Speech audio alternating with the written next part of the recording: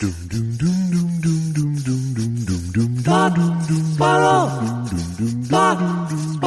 2 Jews, 2 mics, 2 hours, starting now. How are you? Oh, I'm good. And you? I'm leaving today for Canada. Yeah. Yeah, I'm going. I'm staying for about 2 weeks in a safe house. Does that make sense?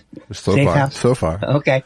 And then they're going to try and, I'm going to... Then you're downgrading to a sort of sketchy, slightly dangerous house. Yes. And then for some reason, they're putting me in a halfway house, which I thought was for a different reason. I told you, don't do things halfway, Andy. Oh, my God. We have gone from 0 to corny. To 0.01. Good morning and happy weekend to you, and anything new in your life? The metaphor this week is it's like waking up in quicksand each morning. Right. And it's like some days you get out, some days you're swallowed. Now, I always, as I classic routine in my act about quicksand and how they say you should never struggle. And then there seems to be a thing about, is there quicksand? Is it even a real thing? No, it's a real thing. It's just not as prevalent as children believe it is. Oh, okay. Yes. And is it quick? Because I would think, like, I'm going down, everybody grab a vine. Feels like Kindler comedy. No, I'm not in the bit anymore. I'm not in the bit. The bit was simply... I prefer slow sand. Hey, let me ask you a question. Can I have slightly slower sand? Do you have quick, dry sand? Who are these people who are falling into quicksand? I used to do a good Jerry Seinfeld, which means nothing, because I think anybody could do it. I think your dog was doing Seinfeld for a while. I don't know if you actually do okay, you ready? Seinfeld. Who are these people? Did you ever hear this? Is an actual joke from the 80s what's the difference between Paul Reiser and Jerry Seinfeld? And the difference is, who are these people and who are these people?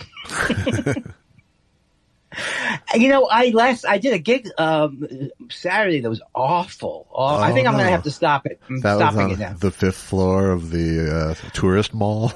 Yeah, exactly. I'm right back. I actually took an escalator to the club, just like back in 1987 when I went to I never went there, but what was the Mall of America? Didn't they have like a club there? They did, yeah. Yeah. It was a few different clubs, actually. So I goes in there, and there's nobody. There's like a few people there, and it's not that I'm making a mistake.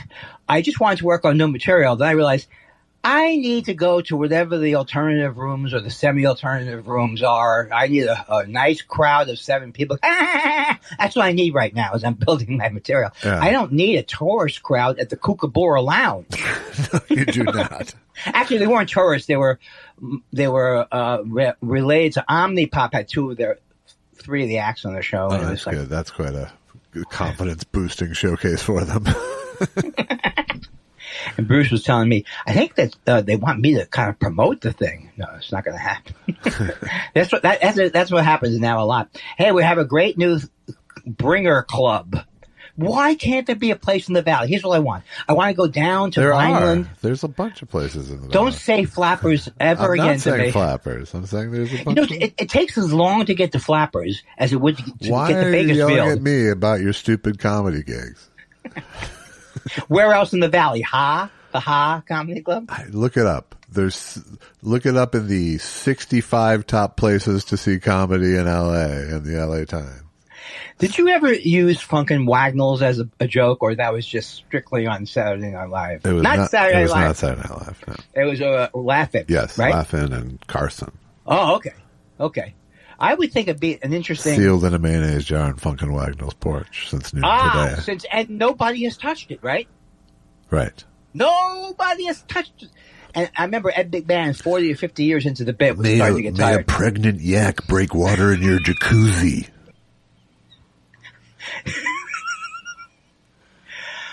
Oh, man. Oh, what was I saying, though? I had some... Oh. Horrible gig. Horrible gig.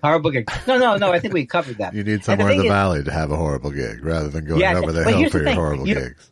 You know, you're on the escalator. First of all, I don't like, if I can avoid an elevator and make it an escalator, I'll do it all the time. Yeah. So it's level 4.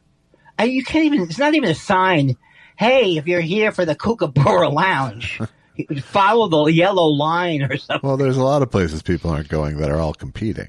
So you can't play favorites like that. Yes, because they're hot. They're, I'm sure, competing with the Bourbon Room, which I played the other night. I know. Which I liked better. You're cutting your own throat with these proximity gigs. You know, they've already told me. Don't go back to a market so soon like that. Well, that's the other thing that Susan and I and many people are laughing at. Who the hell is going to go into Hollywood? Who has any money? I mean, who has regular money? Who's going to go into Hollywood on a Saturday night and park in the Ovation Club? Yeah. No, nobody. No, it's not fan friend. Not fan friendly. How much does it cost to park in the Ovation Club? Well, they validate. So it's $3. Okay. They validate. That's not so bad. So why does money play into this? Who with regular money is going to go pay $3 for parking? I think there's a certain thing, like people would just go, they would go, this can't be a comedy club if I'm parking in P2. Well, you're not going to get any natural walk-in traffic there. No, it's. I think they think that there will be that people are walking around that mall. Hey, let's duck in here for 2 hours. I'm trying to get this bit to work, but it wouldn't work last night. Good luck with that. Oh, sorry. Well, the bit was sure. No, you don't really need to. It's bad, but no. I was trying to get this bit to work, and I realized that it's not. Maybe Jason Bateman. That's why it won't work. Are you sure? I thought I was doing a Norm Crosby situation. Oh God, I forgot what I was going to say. Okay, so yeah, so I'm doing a whole bit about how I'm not doing a bit yet because I haven't done it anywhere except halfway once. Well, stop prefacing it and tell me what the bit is. Okay, basically, I was trying to make a joke like this reminds me of the '80s. And where the clubs were so great that the escalator went right to the stage, make a left at Bed Bath and Beyond. Already, I didn't have current references. So, I said, that's just so, and then I went through this whole thing about how what they should do about stand-up comedy is they should highlight the comedy boom in a place called Forever 80s. And you go in there, and there's a little museum where Seinfeld's sock is in the dryer. There's not one person in the world who knows what I'm talking about. No, not and there one. Never will be in a good comedy situation. Because if you look at someone and they look 40, they're too young for the bit still. That's right. Well, I don't know if I told you that I'm now doing a thing. I mean, I'm not playing enough on stage to do a thing, but I'm doing I was in the 80s comedy boom, and I'm almost too young for the bit. Well, for example, some people don't know who John Belushi is. They don't know who Jim Belushi is. Okay, so the other night... You need a new act is the point. No, I don't know about that. I mean, that's going too far. But that's half of 1/6 of it. So I sang this one. I said, you girls, do you know who Jim Belushi is? And then all of a sudden it hit me. And so I kind of turned it into a semi-final thing. They don't need to know who it is. They don't need... I think I talked to you about this before. They don't need to know who Burl Ives is. I'm trying to make the kids feel because they always say you don't know who this person is. No, that to me, I'm over that. Yeah, they shouldn't know. No. And even if they don't know it was John Belushi, it's been 75 years since John Belushi passed. Exactly. And if they went back and looked at what John Belushi was doing, they might not even like it. Well, you don't think it would play to them? Don't know. Yeah, we don't know. I mean, but certainly Samurai might upset some people. Right. Oh, you go here now. Oh. No, that's bad Indian. Oh. Oh, no, he's getting. Actually, I mean, if you take away that is probably not the. I don't think he was Japanese, John Belushi, was he? No, see, that's the thing. But there was some hilarious. It wasn't still hilarious, but I think Buck Henry was involved in that. See, I can go back and look at those, and I can enjoy them like an old man grandpa. Sure, because you can remember a time when you weren't sensitive. So, I think that I can make a little bit of hay, doing a joke and then yelling at the people who are yelling at the people who don't know the reference. Turn it around on yeah. But that's still not material. It's not material. No, you still have to have a joke fail to get into that. How would I ever have a joke fail that would then set up something negatively? I don't know. Maybe it's time to turn over maybe that's an area you can explore. Well, I think you could relate to this. The one thing is that I realize that I've been doing comedy since 1984, and it still feels horrible if there's 7 people who aren't listening. I just mind that the silence between the things. Yeah. It seems to be forever. You think for some reason, because you've done it for so long, that like your nervous system is somehow going to be fine with that moment. No, it doesn't. It will never be. And it never gets there. Even if I come home and go, next time I won't get upset if they do this, doesn't matter. There's only 4 people there, and there's that gurgling, sick feeling that happens in that just uncomfortable silence that you created. And I'm doing lines as if I was a known person in a way. You know what I mean? Yeah, it's tough to, It's tough to pull it off. But it's like, part of me is like, that was my... I have listened to, did you hear my credits? Oh, you don't know who Letterman is? That was my credit. That was also sad. Can you just say I was on Letterman a lot? Who wants to hear that? Everybody loves who? Yeah, Bruce actually said this to me. I think he was semi-serious. He said, can you at least say you're 67? Do you have to say you're 68? He's worried. He's worried about the old man. Don't I want the old man parts now? Don't I want that? I think that's your only hope, really. Yeah. When you say hope, you make it sound desperate. No, that's not what I meant. Whew. Ooh, that was close to insulting him. But you know what? This cheers me up. I said to you Friday that this cheered me up, the discussion. And I did something last night that cheered me up, and I can't even believe it. It's going to be a boring story, but I'm just going to tell it to you real quick. I was just feeling depressed about everything, getting angry at everything. Why? What's wrong? And then Susan said, "What do you want for dinner?" And now I said, "I want Manhattan clam chowder." And I make Manhattan clam chowder a particular way. It's absolutely delicious. Let me guess. It's the best. I don't use, and I felt guilty for years because I don't use fresh clams. But actually, minced clams works really, really great. No one uses fresh clams in their chowder. So I made a big pot of it with I fried up some bacon, I stuck it in the pan, and it took me about 2 or 3 hours of total joy. And here's why it was. Right. Here's why it was, though. The last time I did this, I was rushing because I wanted to finish it, and then I started to cook all the stuff before I sliced up the vegetables, and it was a horrible experience. You didn't do your mise en place. Is that prep? Yeah. Yeah. I prepped everything like you see when you watch a cooking show, and put the carrots in, and then put the potatoes in, and it worked perfectly, just delicious. And I felt at the end, 4 or 5 hours, whatever, that was a nice evening. Sounds good. And I'm sure you have the same thing sometimes, right? Well, it's nice to focus on something that is only the task. Right. Exactly. Yeah. Like when's the last time you were mindful for 3 hours? That's exactly right. And just chopping up. I was also listening to a really great podcast. And if anyone wants to know, it's The Teacher's Pet. It's about a woman who was killed in Australia by her husband. I guess I tipped it. No, it's just that it's always fucking murder. It's always murder. Oh no, I'm sorry. Yeah. Well, the thing is, Australians. I love Australia, and I love that. And there's great podcasts from Australia. But if you listen to 3 or 4 in a row, you'll Walter Catacoca. What is the old one? What's the classic? It looks like they look like dress pants, but they're not. They're yoga pants. They're yoga pants.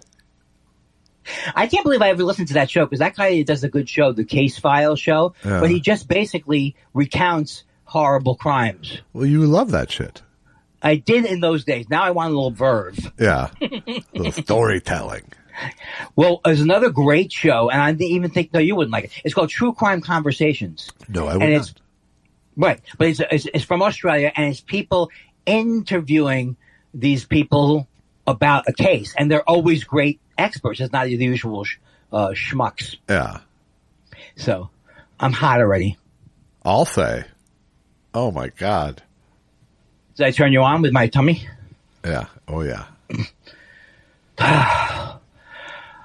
So I think that I'm back in this mode. What? I think he's going to get impeached. He'll get impeached.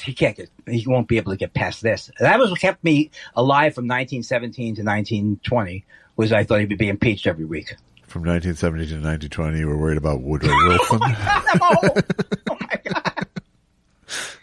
I don't think it's so crazy that it's hard for me to say 20, because I did live most of my life in 1962 and 63. Yeah, but it's only about Did you call now. them? Do you call them the aughts when you did you call them in the aughts back in the 2008 aughts? No, but when I say the 2000s, I feel like that doesn't really clarify anything still. Right. I did like that bit Conan used to do about in the year 2000. In the year. That was funny. Let's recall funny things from the past. Yes, let's. And then we'll put them in your act. And how's my ex-Jet doing, Sam? I'm sorry, every time I see Sam Darnold, he's great, right? He's kicking ass. He's 8-2. It's unbelievable. Why couldn't we have kept him at some point? Because the Jets make bad decisions on a regular basis. Last night, did you watch I'm watching one of the games, and the Buffalo Kansas City game, and so the guy goes, makes a great tackle. He goes, yes, he was brought to Buffalo from a trade with the Jets, for the Jets. Who hasn't? But there's one guy, America's farm team. Well, there's one guy, I don't know who his name, but he's like a sports guy who's just saying they need to get rid of him now. Who? That he's let him go now. What's it? Bart Starr, whatever his name is. Aaron Rodgers. Yes, they said and the way the guy described it was exactly right. He's angry. He's despondent. You can see he's despondent. Cut your losses. It's never going to get better. Although I think he did okay yesterday. I have no You can't blame the whole thing on him. No, but it's fun too. Because his attitude is so shitty. Yeah. I used to never say things like shitty. Yeah, you did. I did, but I always felt like it reminds me of shit. That makes sense. It does make sense. A lot of things that you think that I say that don't make sense. I think I've loosened up your stool humor. That is absolutely not true. And I'll tell you why. Some comic was doing a bit about photographing, not last night, but some other night, about photographing their poop and showing it to a friend. See, I'm out. I could see you not being into that. I'm out. You're out. And I was saying, and then why do people photograph? And I don't even want to know why they photograph their poop. No, it was a good one. Doctors want pictures now if they can have them sometimes. But that's different. You're actually doing it for a reason. It's not a good hobby. I'm not saying it's a good hobby. I'm just saying that there are instances. So what? It's just a hobby. Yeah. But I don't think if I lived another 25 years or 50 years, I'd ever be comfortable with shit humor, bathroom humor. I just never will be comfortable with it. I don't know. I'm not yelling at you. It could end up being the good old days. You mean if the fascism gets worse? Just a bowl full of shit. We look back longingly at remember when that was entertaining? Steve Martin wrote a good thing on Twitter last night, a couple days ago, about how Elon Musk sucked the life out of everything. Yeah. And people are going to blue sky. It's true. So as long as you don't get into, get into blue sky like I used to get into Twitter, it's fine, I think. Yeah. There are nicer people there. It's not a Musk suit. Yeah, it's not like I'm trying to ramp up my use because I'm there, but if I have the funny thought, I will put it there instead of Twitter now. Well, like just even to promote the one stupid show I did last night, like a lot of times I go, which one of my social media places is still up and running? You know what I mean? It's like I didn't know Blue Sky would be a place to go. Yeah. And certainly Twitter is not the place to go. Right. Instagram's. What if they come? That's so true. Who do you want? I wrote on Blue Sky this weekend that Blue Sky's a lot like living out in L.A. Still a lot of assholes, but not much right-wing blowback. That's true, and you made me feel good about that because that's going to be a saving grace in the next 4 years. And you know what? Here's what I realized about crowds. You're not going to get a pro-Trump crowd here. No. But you're going to get a a despondent crowd. Right. That if you bring it up, right. I've been avoiding. Doesn't mean they're well informed either. If they're anti, that's true. That's true. Well, I don't think anybody could be well informed in this country. Could call themselves well informed in a country that voted for Trump. Well, you know what I'm saying. No, it's not. I'm just trying to soak in the news since I'm so ill informed. Well, no, you're not ill informed. Did you hear that his total vote is slipping below 50% for the country from the election?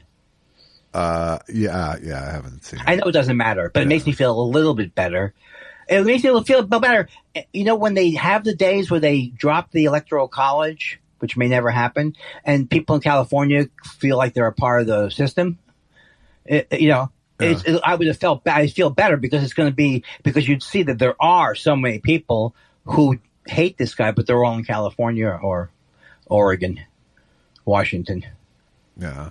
There's a lot of delightful sprinkles of people throughout the country, I believe. Here too, if you go out to Orange County or you go anywhere, that they've always been right wing. No, I just mean that it's not just here. There are people throughout the country who fucking hate this guy. That's true. That's true. In fact, we should feel bad for them because they're surrounded by assholes. Well, not only surrounded by assholes, they're in a state where if their wife was to miscarry, they couldn't have her miscarry because what are you doing there with that baby? Hey, honey, don't miscarry, they'll say. They go, you go to the hospital. I'm hemorrhaging. I'm bleeding blood. And okay, so what's going on? Let me just see if the baby's okay. I mean, it is insane. You never heard about these things in the old days because it was all, I don't know. I'm not going to get despondent because here's the thing. I think people are tuning in this Monday or next Monday. They go, I hope those fucking assholes don't just whine about the election. And I hope they bring some fun, frothy comedy to the table. Right. Well, I think you did. We did good. You whined about your gig instead of the election for a long time. That's true. That's true. Things feel more normal if I'm whining about a gig. But, Montreal's back. Don't worry. We're not doing the speech, but okay. Montreal is back. Actually, the money doesn't sound that bad to me right now. But. Are you saying that if I agree to do the speech, I should do it again? No, you shouldn't. I don't think so. I don't think you should. I don't think you know. Just as the kids don't know who Jim Belushi is, you don't know who their funny people are. There's no. It's like, and it's not. Yeah. And when I say funny people, I use the term loosely. Yes, you're absolutely right. Neither you nor I know who to make fun of anymore. That's absolutely. And it isn't a thing. It's not like Dan Cook is Sweeping the Nation or, well, it is. It's like a Tony Hinchcliffe. Yeah. But it's just depressing. You're not going to, what are you going to say? That Nazi Tony Hinchcliffe is at it again. No, it's a whole new scene now. It's a whole new thing. And people don't know. But also just the fact that I tried to watch a show on network. And I said, Susan agreed to watch it with me. And I'm not saying you will never have a funny show on network television, but the odds are greatly against it. Because, okay, let me ask you, have you seen St. Dennis Medical? No, I've seen promos for it. Okay. Guess what kind of conceit they use. It's a shitty-ass hospital. Right, but also, how do they show the hospital being shitty? What's their, think of The Office. It's another documentary going on. Yeah. It's another documentary going on at the hospital. And here's the thing.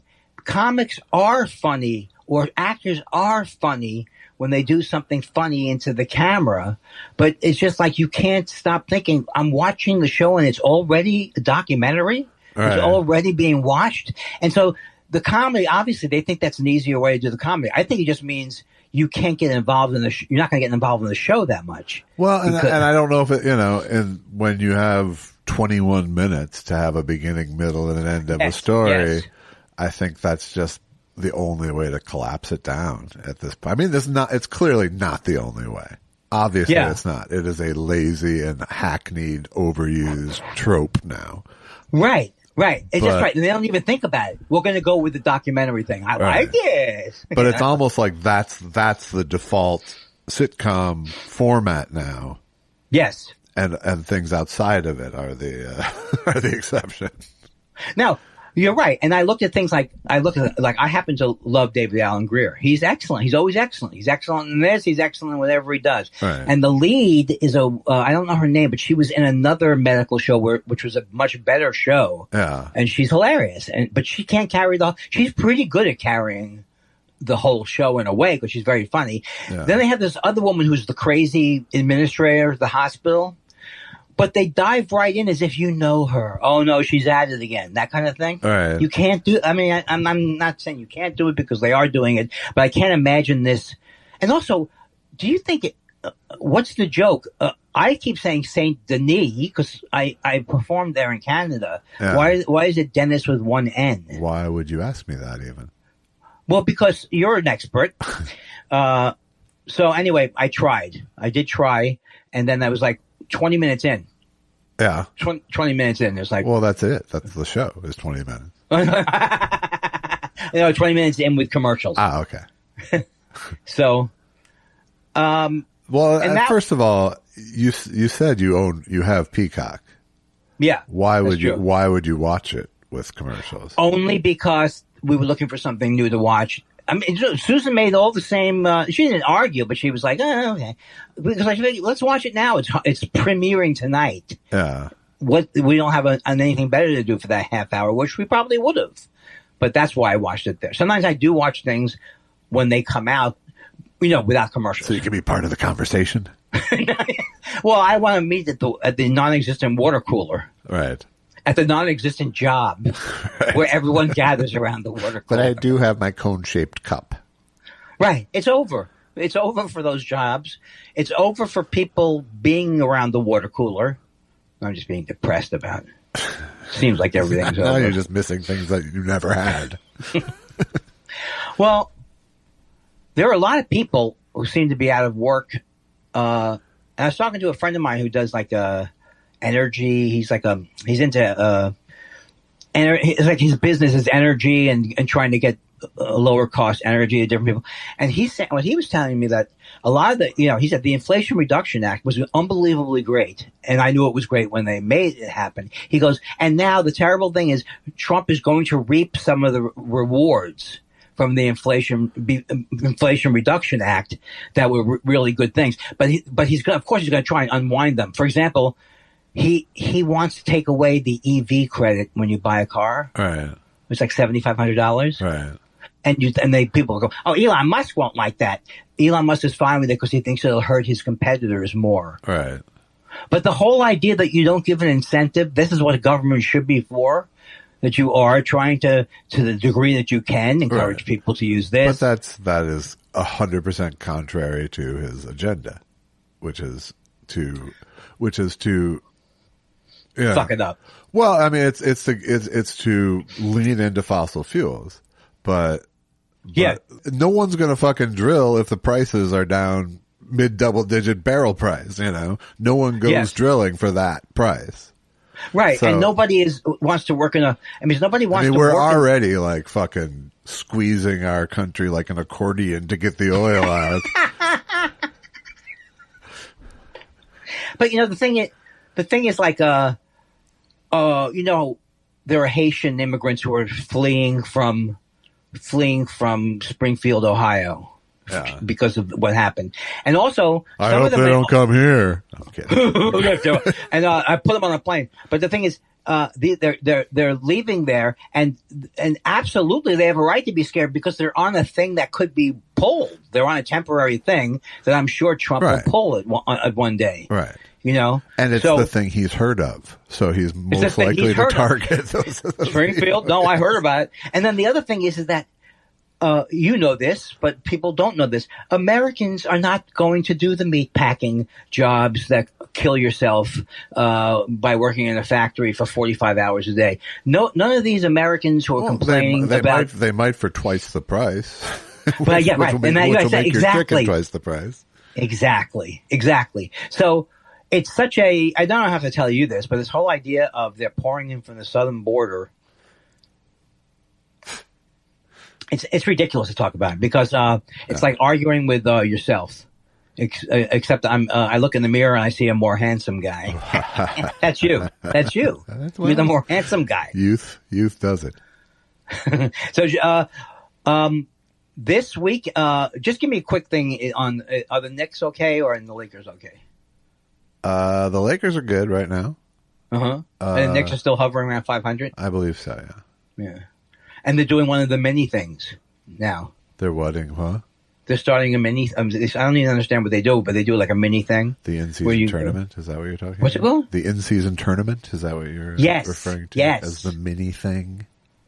I'm sorry. You told me years ago that you wouldn't talk to me about basketball, not because of the argument. No, you're not smart enough. That's what you said. Yeah. You said there's a lot of things. I said I know could talk to you about basketball, but you wouldn't understand. That's right. What do you mean? There's a triangle? Does anybody employ the triangle? People use some principles from the triangle at times, but no one's strictly running the triangle like they do. And who was the asshole who used to be the Lakers coach and he was also the Chicago's coach? Phil Jackson. Yeah. Does he still do the thing where he puts his stupid fingers in his mouth to loudly whistle? He doesn't coach for the last 15 years. And he will never coach again. He will never coach again because he's such an unpleasant guy. I don't like him. I get that. And I'm not afraid to say it. I'm not afraid to say it. Wait. Maybe we should do Montreal. I liked Pat Riley when I was one of these guys who liked the slick back hair. He always seemed to be in control. He didn't seem to have an ego, Such Pat a cool, Riley. nice guy. Yeah, absolutely. Yes, not an ego. No ego. That's what you want. It's all about the team. Was he a good coach, you think? I think he was a very good coach. Yeah. If you like that sort of thing. And then he went on to didn't he win in Miami too? I think he did win in Miami. He did, yes. Yeah. He still runs the team down there. Pat Riley? Yes. I don't know. This is things I hear all the time. John Elway lives in Denver now? This is what I do all the time. I have no idea. Yeah. What's his name is still, Isaiah Thomas is still not burning the Knicks though, right? No. Wasn't he the coach? At one time? He was never the coach of the Knicks. He was the coach of the Pacers. I heard when he was the coach of the Pacers, if he was disgusted with the game, he'd pull the team off the court and they would just walk back to the dressing room. That's a joke about the Pistons. Uh-huh. You remember the Pistons? I know. You saw The Last Dance. We get it. I do want to watch the 1984 thing because I think it does look. And how do you? What 1984 thing? No, about Pedro Martinez. What's that? Is it 1986? 1986 with the Boston Red Sox. That was 2003. 86 is when we beat them. When you say we, I don't know what that means. But if you mean the Mets, then yes. Yeah. So, I am going to watch it because it looks fascinating. But the thing is, so do they? Pedro Martinez, who do you want me to hit today? Right? Isn't that the way it worked? Who do you want me to go after today? He was willing. He was certainly willing. He was willing. And was he going, and then he would make signs like, I'm going to kill you or something like that. Something like that. Was that all you've watched it, but was that all in the spirit of that they just both hate each other and they were both doing horrible things to each other? Or did Pedro because I know Roger Clemens could hit anybody. He liked to hit people. It was back and forth. There was back and forth. It was back and forth. But I'm kind of, I don't think those things still happen. Do they? I think being this guy. Well, they're much more quick to throw somebody out of the game now. Yeah. I just couldn't live with myself. Well, first of all, I just realized, how could a ball I threw hurt anyone? Right.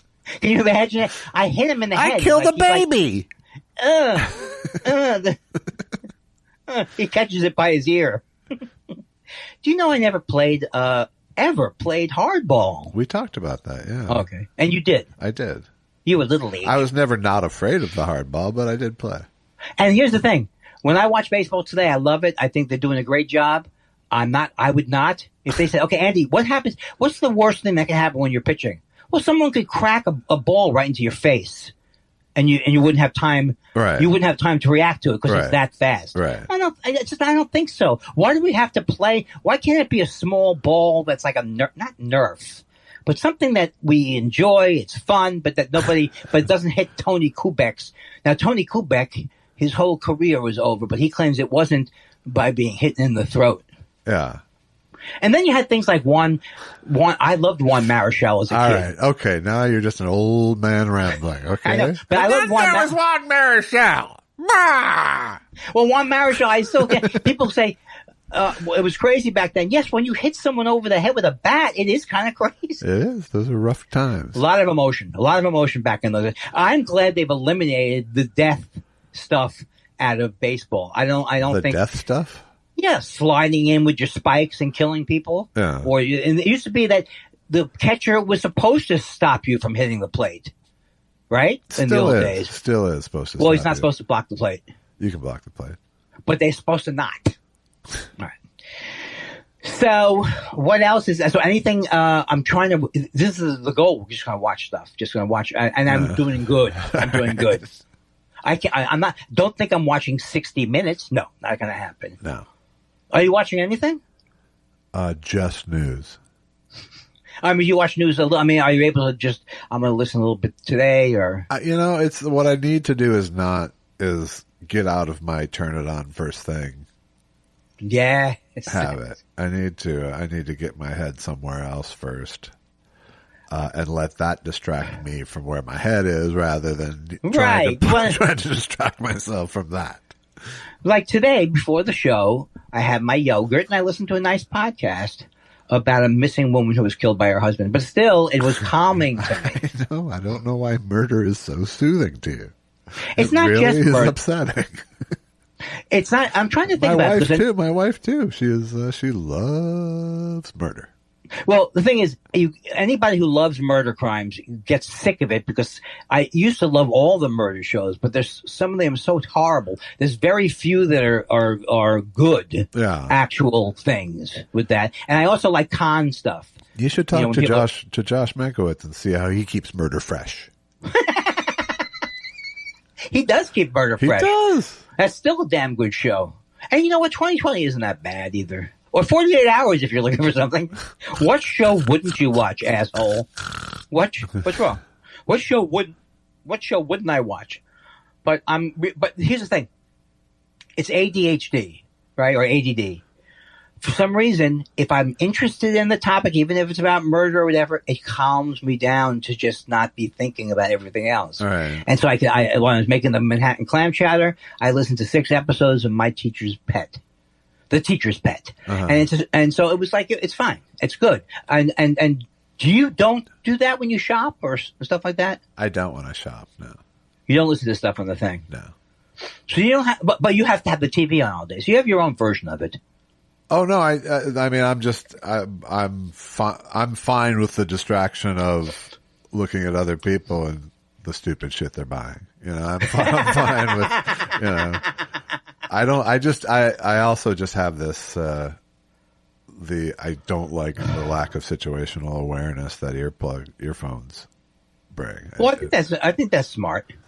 It's not, it's not like self-defense. It's like a true comfort. I mean, it makes me anxious. It's not like I'm being diligent. It's really, it makes me anxious to not, I see. That makes sense. Hear my surroundings. Right. And then all of a sudden you're in someone's way. Because I do this in the supermarket even without listening to something.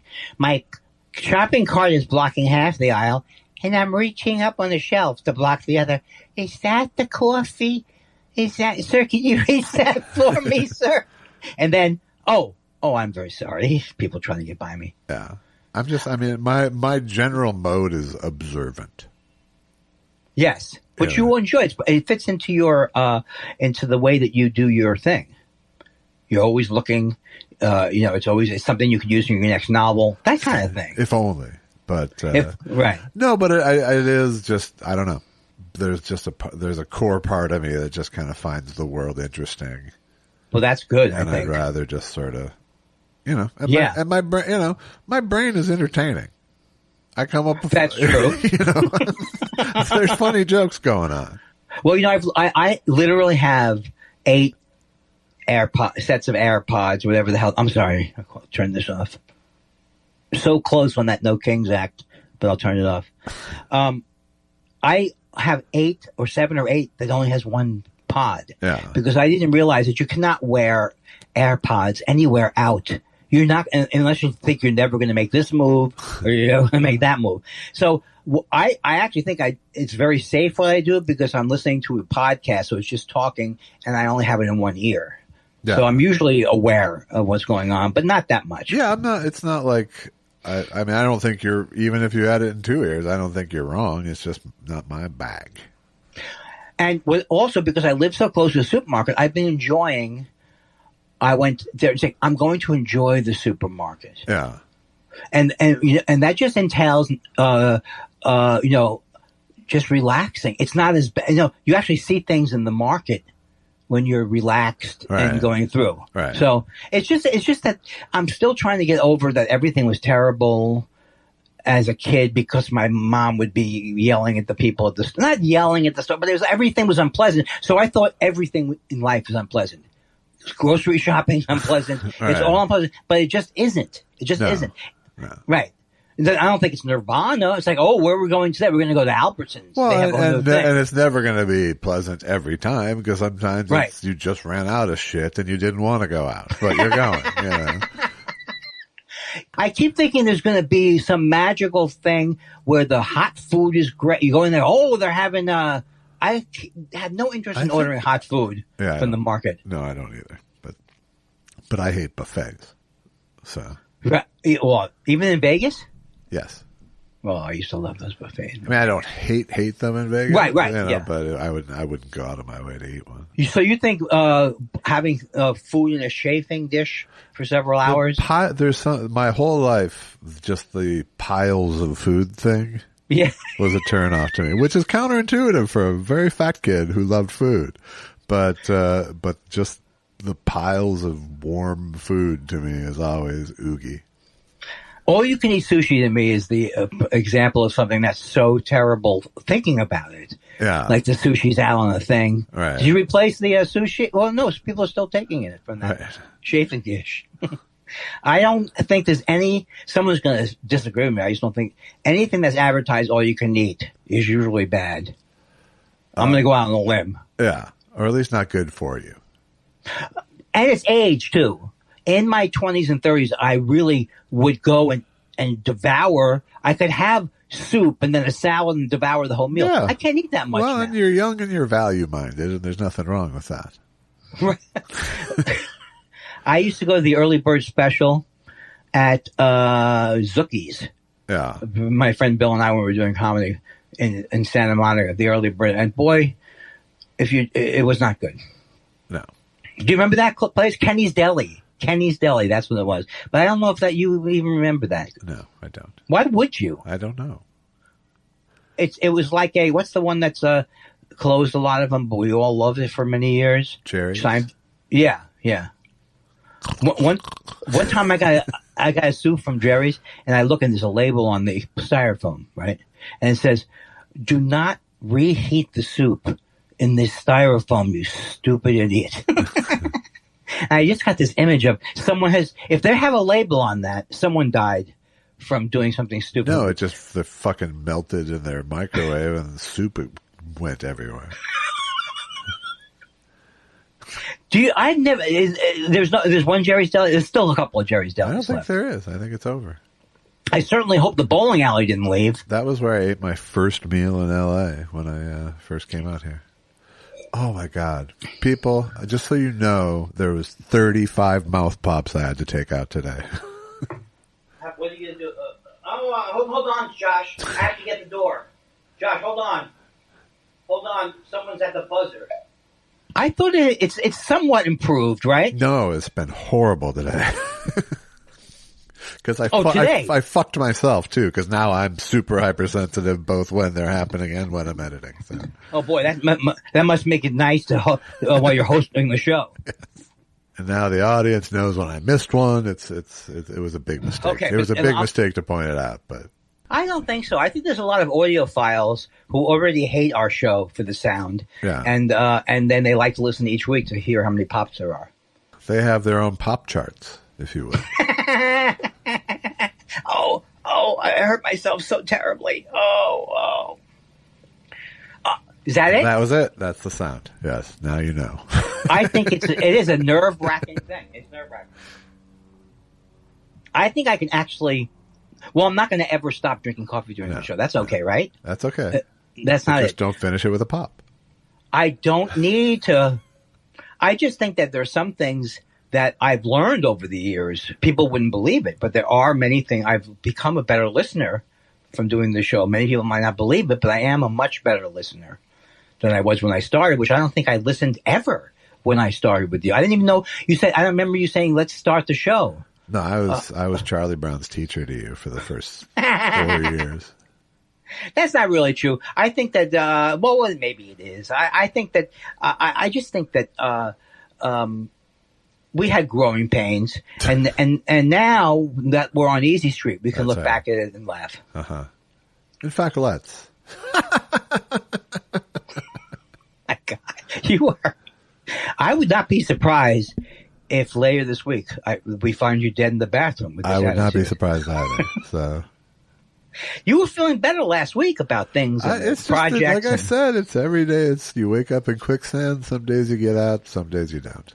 I can't believe I'm actually saying, why are you in a bad mood? Everyone's in a bad mood, but I somehow think you should have mastered it by now. I know, the Zen master that I am. You'd think I'd have it dialed in. Yeah, but it's still only 2 weeks from the election, so it's going to get better or progressively worse so fast. Well, it's hard to even conceptualize that there's still actually 2 more months before he is president.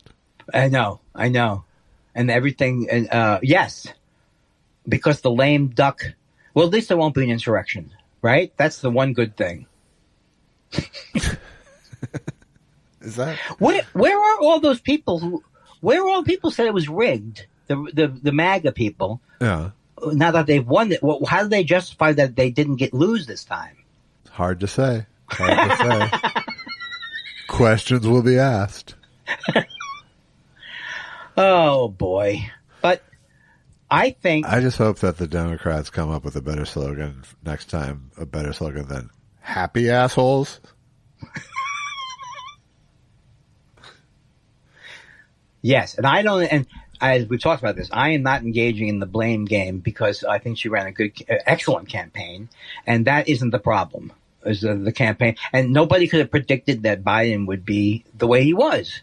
You know, Pelosi thinks if he had dropped out the second, could have. Well, I guess so. Do you think there's really there may be a condition going on? No, there is a condition. No, I mean it's easy to tell. I mean, I don't know that it's unnatural aging. You know what I mean? I don't think it's dementia. You know, I just think there's always a tipping point with aging, and it happens for different people at different times. Right. But right. You know, we've all seen it with our elders. It's like at some point they just tip over into fucking old. Well, but the other thing is they don't have to. They're not newscasters. You know what I'm saying? They're not newsmen. Yeah. They're not the president. You know what I'm saying? So it's like much different when you're dealing with someone who's, say, doddering. It's like, oh, well, you can still be, they're not running the country. So you don't have to worry about the aging. Yeah. And I hope I don't, I really think that. Well, and I don't think he tipped over into aging to the point of like having to be worried he's going to nod off on the button. You know, it's just that it was very clear that 4 more years and this trend line is not going to be tenable, you know? Yeah. Yeah. But he definitely would have lost, right? He would have lost worse. Yeah. I think he would have lost worse. What did he do in the interim that would have made you confident in him, you know? Another debate. Yeah. Right. And let's say this. I mean, the thing that's amazing about him, because he must have just so much incredible muscle memory. Well, he's been in government so long. More to the point of his age, people are fucking pissed about how much everything fucking costs. Right. You know, and traditionally, you take the hit if you're the president when that happens. You know, it's just people are fucking pissed about it, you know, and 39% approval rating doesn't get you reelected. Well, and Susan nor told me, your vice president. Right, and Susan told me, or talks about that.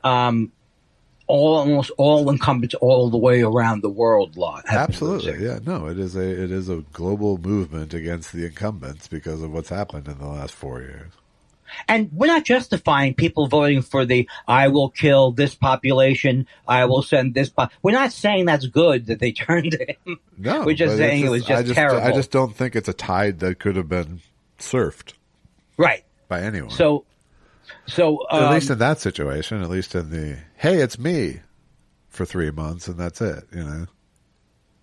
Again, my naivete, whatever it is, was thinking like everyone was born the same year that I was born. We realized during Vietnam it was a horrible war, and going forward, America did not get involved in these kind of. And then you had the 2 Iraq wars and the whole thing. Yeah. But I thought, I guess I must be young. I was young when Watergate happened. I was young. I was like, this is great. He's out. Right.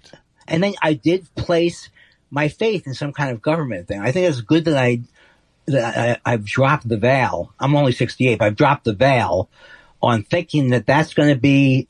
It doesn't mean you shouldn't vote and be active at a local level. But my whole thing being, I'll never have to deal with a Nixon again, or I'll never have to deal with a Reagan again. Yeah. No, it didn't come true. Every generation throws a hero up the pop charts. What's that song? "Boy in the Bubble" by Paul Simon. Oh yeah, is that from Rhythm of the Saints? No, it's from Graceland. Oh. He had Diamond. I love that. I love that album. And then my friend Laura Milligan, I went over to her house years ago when that album came out, and she was using the CD as a coaster because she hated it. That was my first CD. Was Graceland. I can't believe I'm that much. I think you're inflating. No, my first CD. Right, I get it. Yeah. Because the CDs came out like in 82 or something like that, or 81. A little later. I mean, that was like 85, 86. So. And then, as Neil Young said, there was and many other people have said, they sounded bad when they first came. They sounded bad, but they didn't say they sounded bad. They just said, it's digital. But it was like very tinny. I don't know what I'm saying, Josh. The sound I was never listening on Neil Young-like equipment enough to really be off-put by it. Oh, no, because there were no pops and cracks and whistles. I thought it sounded great at the time. Yeah. But they say now there's like an artificial high end at first. But right. But if you can't hear it and somebody else is saying it, doesn't matter. Right. But I do remember I bought Susan a digital camera, movie camera or something in 1995. And I kept saying it's digital. It's digital. I actually believed that it was tremendous. It was, but not compared to now, where you can seem to light things. You don't have to have much light. But back then, I told you about this. I used to have a video thing because I worked in the video store, so I had a thing on one shoulder. With the shoulder pack. Yeah. The purse. You think technology is always going to be that way, or it is accelerated in our time? Like from the year 400 AD to 500 AD, people didn't notice as much change. Yeah, it's hard to say there was a lot of technological change between 400 and 500. Yeah. But people didn't feel, but then you go, I feel people in the Middle Ages and were having the Dark Ages, they were having a great time. They didn't have, it doesn't seem like life has always been a cakewalk. Ever a cakewalk. No. Oh God. There are no good old days. Well, there are good old days in the sense that they're all, it's important for me to take my mind off of that and try to live my own life. So yeah, no, individuals can have good old days, but humanity has no good old days. Right, and I'm sure the thing is that it's like at least there's no powder kegs going on right now. The Israel thing's all settled. Exactly. I don't want to end on a down note. I know when you hang up on me, it'll still be good because that's always good. It lightens everyone's load. It lightens your load, but I think I've been getting a lot of emails about people saying, it's not nice the way Josh cut you off. Really? Yeah, I tell me more.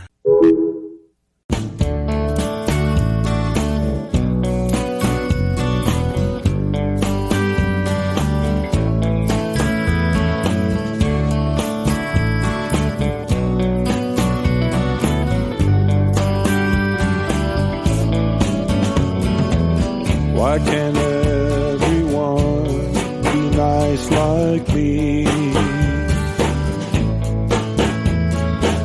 Why can't everyone be nice like me? Oh, life could be so peaceful. Oh, life could be so free. Why can't everyone be nice like me? But some people seem to lose their head. Instead of being nice, well, they scream and shout instead. And that makes me see red and wanna bash a baseball bat in their head. 'Cause I don't understand, you see. Why can't everybody be nice like me? Oh, why can't everybody be nice like me?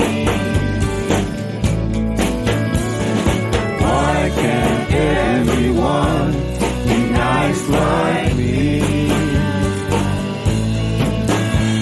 Now when I'm at the grocery store, I stand in line. I let an old lady through, I got plenty of time. And it made me feel good. All the time I thought it would. I said, oh, why can't everybody be nice like me? But then at the 7-Eleven, I left my wallet at home. Guy at the counter sees me all the time, wouldn't give me a 25-cent loan. Yeah, that made me kind of pissed. I want to hit his face with a brick. Why can't everybody be nice like me? Oh, be nice like me.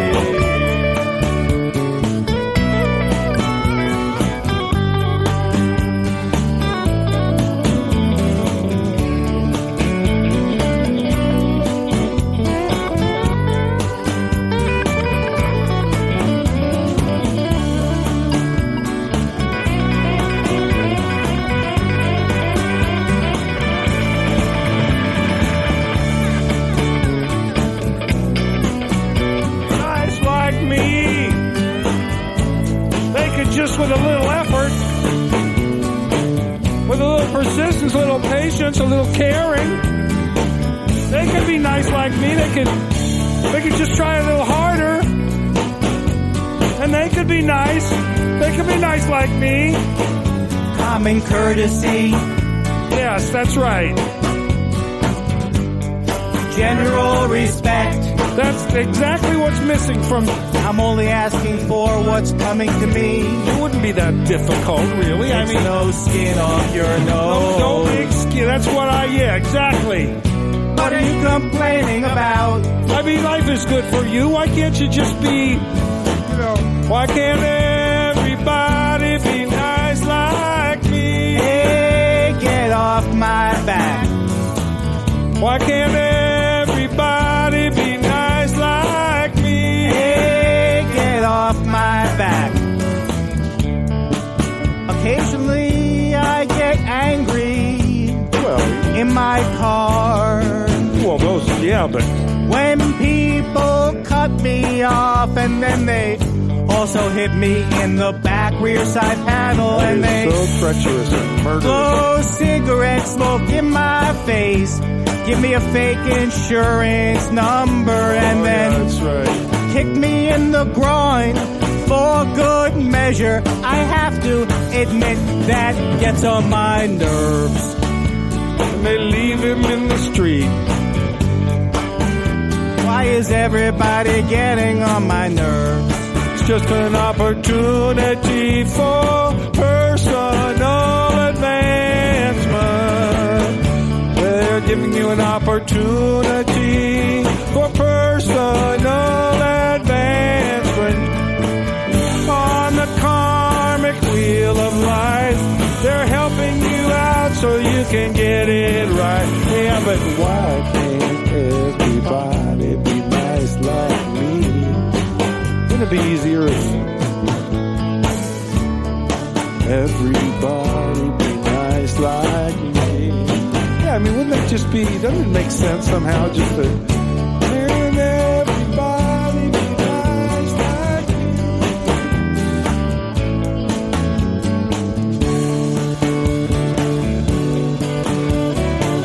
I wanna kill them when they're not nice like me. Yeah, when they're not nice like me. I wanna shred them. I wanna behead them. I wanna rip them. I wanna snip them. I wanna clip them when they don't bother just to put a little effort in it. They could be nice like me, and a better world would be for everybody. If only they would try just to be a little nice like, be a little nice like me. Be a little nice like me. Why can't everybody be nice like me? Why can't everybody be nice like me? Why can't everybody be nice like me? Good afternoon. Why, hello. Well, how are you? And how are you? Thanks for joining us. We've been waiting for you, as Bud Friedman used to go. We've been waiting for you. I think Bud Friedman thought that was going to be his hook line. Are you the guy who tells people, get out of the hall, get out of the way of the hall? Well, hi, we've been waiting for you. The statute of limitations has run out now on when I can start making fun of Bud Friedman again. For respect for the family, Yeah.